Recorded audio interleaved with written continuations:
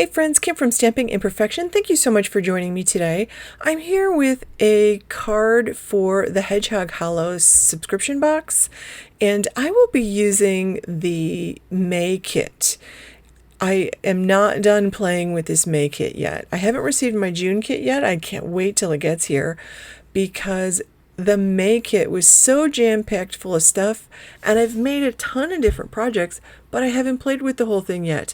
I think the thing I had the most fun playing with, though, was the foilable ephemera. I loved it. And these stamp sets, this gorgeous curving stave, the sentiments, all of the instruments, I just loved it. The two stencils, but I haven't played with the guitar stencil yet, so I actually want to play with this. And I have a few ideas in mind, and some of the other design team members and some of the subscription box members have made gorgeous cards with this this stencil. So I'm going to make a slimline card, and I've got a piece of white cardstock cut at it's cut at 7 by 8.5. I scored it at 3.5, and I'm using my Maker Forte bone folder to cut that out. And I took the leftover piece and cut it down to 3.25 by 8.25. So I'll have about 1/8 of an inch all around the outside edge of that, so I can actually add colored cardstock if I want to. I love the way Maker Forte actually packages up their stencils. They give you this fabulous zip closure bag, so you don't have to actually buy some kind of thing to organize it in. I just really love how they package their stencils. So they just do a fabulous job. So I'm going to tilt this guitar stencil at a jaunty little angle here. I'm going to use some washi tape to hold it down. I pulled out 2 colors of my Distress Oxide, and I'm going to start with this Rusty Hinge color. I have a piece of Velcro on the bottom, and I always have my foams on the bottom.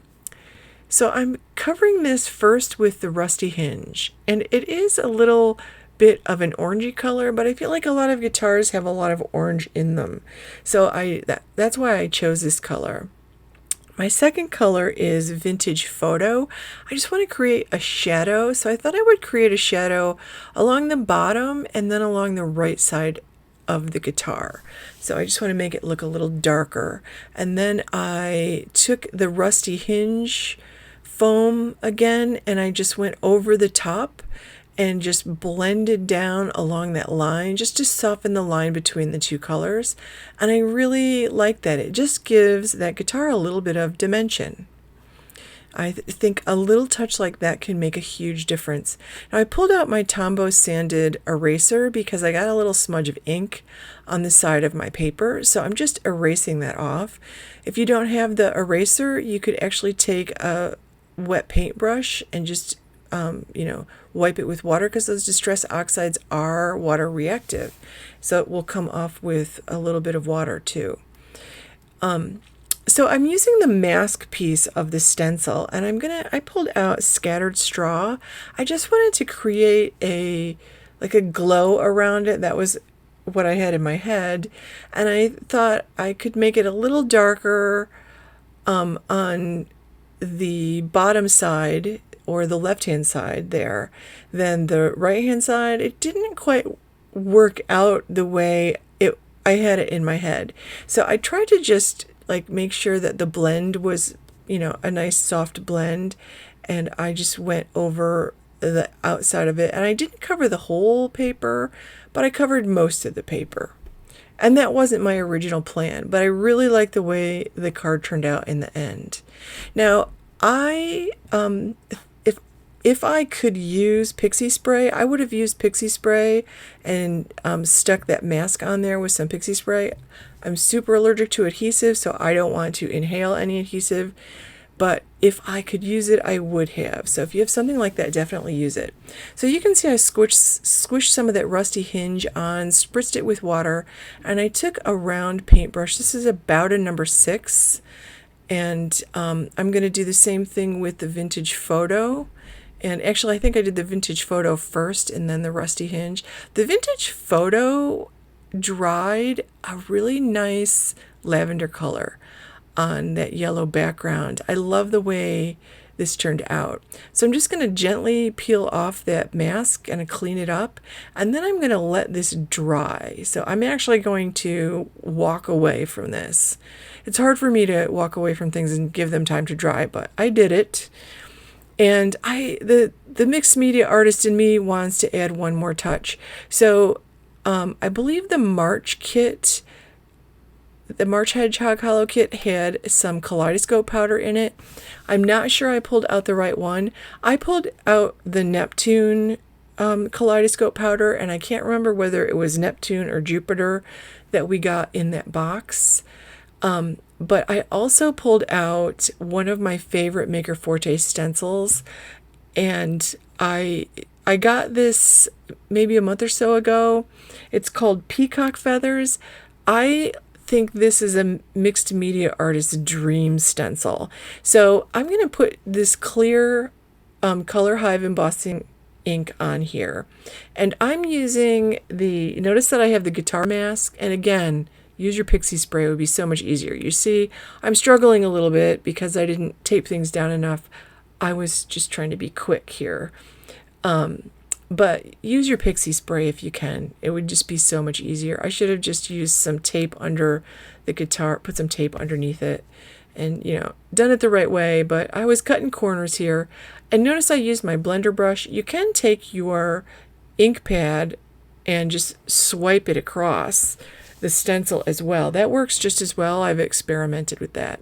So I'm putting a little bit of this powder on, and I am loving how this is coming out. Like, I really, really like how this is coming out. And you notice that the stencil wasn't as long as my paper. It's okay.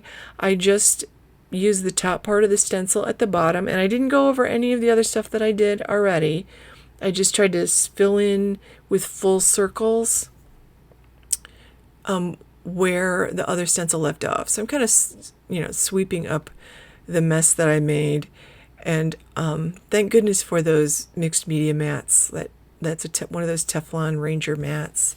And you've got to have something like that. So I start to wipe it off, and then I remember I have the sweeper brush. I love the sweeper brush. It cleans up the mess. So I just brushed my whole thing off with the sweeper brush, and I just gave it a spritz with a little bit of hairspray to set that Kaleidoscope powder. And I'm going to pull out the Chin Up Buttercup, the smaller of the two stencils or stamp sets, and I want to stamp that circular stave onto the guitar. And I wasn't quite sure where to put it on the guitar, so I decided I better Google guitar images, because I don't know where the hole on the guitar goes.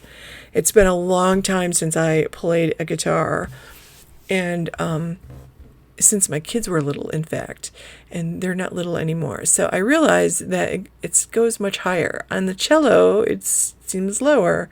So I put it up toward the top, like the picture was showing when I went onto Google.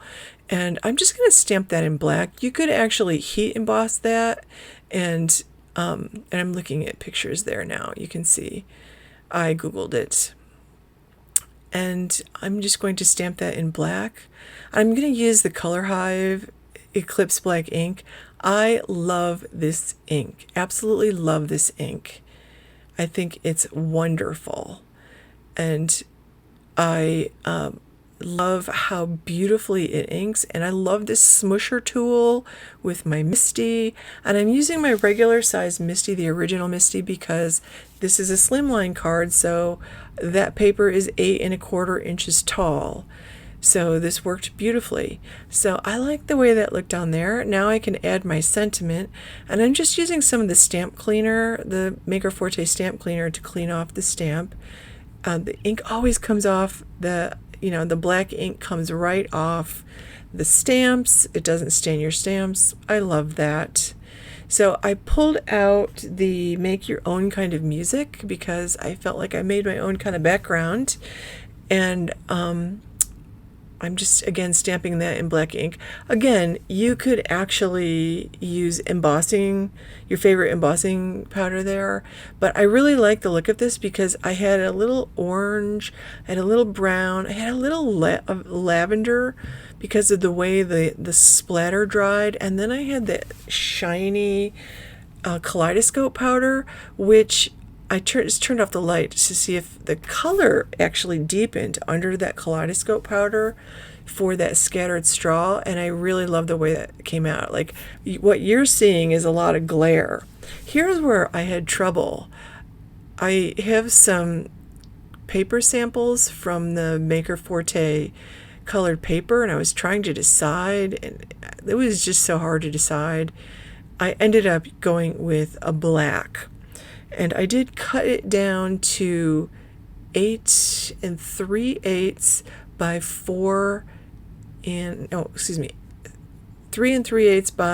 8 3/8. I think that's correct. Is that right? Yes, 3 3/8 by 8 3/8. So I cut a piece of that black cardstock down and used some nice double-sided adhesive tape and adhered both of the layers. And then, of course, you know, that's not enough. Got to have some sparkle on there. So I like the way this card turned out. Like, this is one of those cards that I'm super happy with. So I'll put the links to, if you are not a Hedgehog Hollow subscription box member, this kit came with 2 stamp sets, 2 stencils with the positive and the negative piece of the stencil, with the stencil itself and the masking piece. And it came with 2 packages of ephemera. There were over 50 pieces of ephemera, and it was foilable ephemera, which was really fun to play with. And it also came with some glitter, some Maker Forte Sugar Sparkle glitter in Eclipse Black. So, like, it was jam-packed with value, this kit. And I'll put the link to the subscription boxes below. And I'll also put the link to individual products that aren't part of the kit that you can get in the Maker Forte shop, because I just love the tools, like the tools that you see me using here, the Maker Forte tools. I love them. So they are great tools. So I like this card. I just think it needs some bling. So, like, it has a little sheen now. It needs some sparkle. And I have these, I forget what this is called, Bittersweet. It's a bright orange. And I decide that this is what I want to use. And I'm going to just use an odd number. And I'm using the hooked tweezers. I love those tweezers for putting the little gems down. And I decided to just do 5. And I did pull out my Vegas strip ones because those are my very favorite ones. And here I'm using the Magic Wand tool. One end of this is the jewel picker that I'm using here, and the other end is the craft pick or paper piercer, and that's going to complete my card. So thank you so much for watching. I would love it while you were here if you subscribe to my channel if you're not already subscribed, and click that bell to get notifications every time I upload a new video. And check out my blog at Stamping Imperfection. Thank you so much for watching, friends. Have a great day.